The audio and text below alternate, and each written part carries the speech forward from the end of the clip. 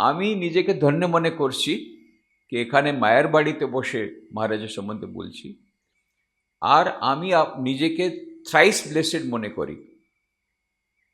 কেন? পূজ্য মহারাজের কাছে মন্ত্র দীক্ষা হলো, ওনার কাছেই ব্রহ্মচর্য দীক্ষা হলো, ওনার কাছে সন্ন্যাস দীক্ষা হলো। তো থ্রাইস ব্লেসেড ওই সেন্সে। প্রথম মহারাজের দর্শন হয় 6 নভেম্বর 1969।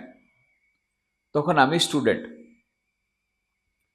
রায়পুর তখন আশ্রম এফিলিয়েট হয়ে গেছে 67-এ। রায়পুর আশ্রম স্টার্ট হয়েছিল 59-এ, কিন্তু প্রাইভেট আশ্রম ছিল, ওটা অ্যাফিলিয়েশন হলো 67-এ। তারপরেই পূজনীয় বীরেশ্বরানন্দজি মহারাজ ওখানে গেলেন। ওই যে ওনার ফার্স্ট ভিজিট টু রায়পুর। তো ওখানে কয়েকদিন ধরেই আমি তখন অলরেডি 5 বছর ধরে যাওয়া আসা করছি, ওখানে ভলেন্টিয়ার হয়ে গেছি ওই রায়পুর আশ্রমে। তো অনেক দিন ধরে আমরা তৈরি করছি, পূজনীয় প্রেসিডেন্ট মহারাজ আসবেন, ভালো কার্পেট পাতা হয়েছে, অনেক উৎসবের মতো একটা পুরো আয়োজন হচ্ছে। সুতরাং খুব আশা নিয়ে তারপরে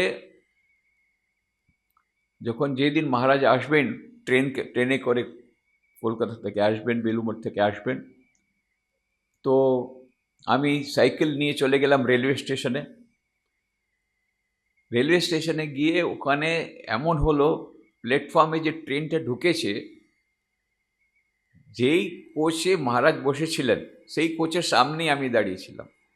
তো আমি প্রথম গেলাম, মহারাজকে প্রণাম করলাম। তারপরে আত্মানন্দজি যে উনি ইনচার্জ ছিলেন তিনি পরে গেলেন। সেটা আমার খুব ভালো লাগলো। আমি গিয়ে প্রথম মহারাজকে প্রণাম করলাম। তারপরে তো মহারাজ গাড়ি করে চলে গেছেন, আমি আবার সাইকেলে গেছি। স্টেশন থেকে আশ্রমে পৌঁছালাম, তার মধ্যেই মহারাজকে চাটা দেওয়া হয়ে গেছে। তো আমার ডিউটি হলো, পূজনীয় বীরেশ্বরজি মহারাজের সেবক ছিলেন হরলাল মহারাজ, আমি ওনার সেবকের সেবক। মানে হরলাল মহারাজ যে টুকটাক কাজ দেবেন, ওনাকে অ্যাসিস্ট করবো, বাসন মাজবো, কাপড় ধুয়ে কাঁচা করে দেবো, যা যা টুকটাক যা কিছু বলবেন সেইটা আমি করব। সেটা আমি নিজেকে ধন্য মনে করছি, ওই টুকটাক সেবার সুযোগ পেলাম। এসব হয়ে গেছে। তারপরে সত্যি বলতে গেলে, টু বি ফ্র্যাঙ্ক, প্রথম ইমপ্রেশনটা ভালো ছিল না। আমি ভাবলাম আত্মানন্দজি মহারাজ এই রায়পুর আশ্রমের অধ্যক্ষ, ইনি বেশ লম্বা আর খুব ওনার খুব ইমপ্রেসিভ পার্সোনালিটি ছিল। তো ইনি তো পুরো ওয়ার্ল্ডের রামকৃষ্ণ মিশনের প্রেসিডেন্ট, তো ইনি তো কতই যা বড় হবেন। দেখলাম এই ছোট্ট আর রোগা পটকা। তো আমি বললাম, আরে ইনি প্রেসিডেন্ট! প্রথমে তো একটু স্টুডেন্ট হিসাবে একটুখানি ডিসঅ্যাপয়েন্ট হয়ে, পরে যখন সেবা আরম্ভ করেছি, একদিন বসে আছি মহারাজের কাছে, মহারাজ বললেন এই যে উনি একটা প্রবচন, একটা বক্তৃতা শুনছিলেন, একজন মেয়ে, 6 বছরের মেয়ে, খুব ভালো বক্তৃতা দিচ্ছে, তাকে শুনছিলেন। তো বলে একটু ভয়েসটা কমাতে পারে? বলে হ্যাঁ মহারাজ। তৎক্ষণাৎ গেছি। তারপর উনি যে একটা ডিভাইন স্মাইল দিয়েছেন, বাস ওতেই আমি ঘায়েল হয়ে গেলাম। ওই যে একটা ডিভাইন স্মাইল দিলাম, ওই স্মাইলটা আর কোথাও দেখিনি। যে ডিভাইন স্মাইলটা উনি দিলেন, আমি তখনই একেবারে কাত হয়ে গেছি। সব সময় মনে হচ্ছে মহারাজের কাছে থাকবো, সবসময় মহারাজকে দেখবো। উনি বসে আছেন, আমি বাইরে থেকে, আমি গেটকিপার, ও ভক্তদেরকে আসতে দেওয়া হবে না, আমি ভলেন্টিয়ার, তবু আমি উকি মেরে মেরে দেখছি, মহারাজকে দর্শন করছি, সেই স্মাইলটা দেখবো, ওইভাবে হচ্ছে। তারপরে ওখানে খাওয়ার যখন বসলেন, তো অনেক আইটেম আছে। আমাদের ডিউটি ছিল একটা, অনেক ভক্তরা নিয়ে আসবে, তো একটা স্লিপ লাগিয়ে দিতে হবে, কে এনেছে তার স্লিপ লাগিয়ে দিতে। কেন? যখন মহারাজকে খেতে দেওয়া হবে, বলতে হবে এই জিনিসটা কে এনেছে, ওই জিনিসটা কে ডিভোটি এনেছে। তারপরে আবার উনি সন্ধ্যাবেলা যখন ওরা প্রণাম করবে, তখন বলবে এর মধ্যে একটু নতুন নুন কম হয়েছে, এটা এইরকম হয়েছে, বলে দেবেন।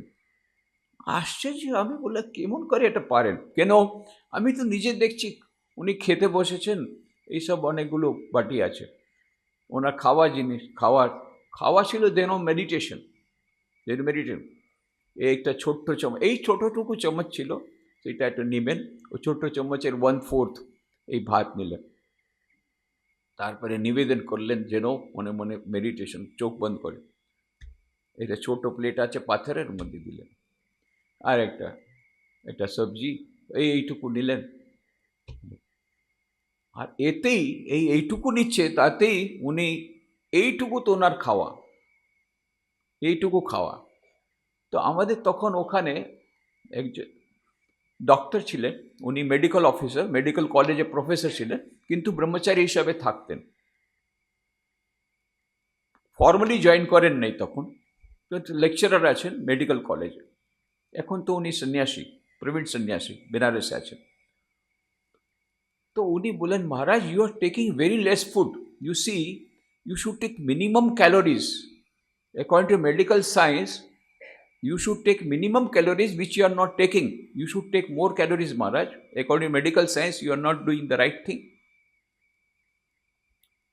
তখন মহারাজ খেতে খেতে এরকম, so your medical science has failed, I am surviving for 70 years.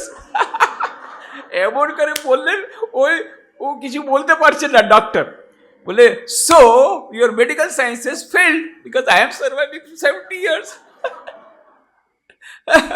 এত ওনার মজার জিনিস ছিল।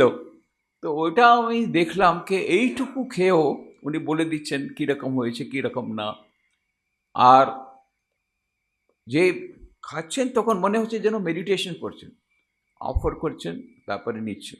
আর একটা জিনিস দেখবার ছিল, উনি যখন প্রণাম করবেন, এটা আমার এত ভালো লাগতো, মনে হচ্ছে যেন ঠাকুরের সঙ্গে কথা বলছেন, আবার অনেকক্ষণ দাঁড়িয়ে আছেন, কথাবার্তা হলো, আবার ফেরত গেলেন, আবার যেন ডাক পড়েছে, চমকে আবার যাচ্ছেন, আবার হলো, এরকম তো অনেকবার দেখেছি। তারপরে তো আমার পুরো জীবনে যখনই সুবিধা হয়েছে আমি মহারাজের সঙ্গে যেতাম, যেখানে সুবিধা হতো, প্রণাম করার জন্য যাবেন, ওনার সঙ্গে যাব, ওনার লাঠিটা ধরবো, তারপরে উনি যে জুতো বার করবেন সেটা জুতোর ডাইরেকশন চেঞ্জ করে দেব, যাতে উনি আসবার পরে জুতোটা পরতে পারেন ভালো করে।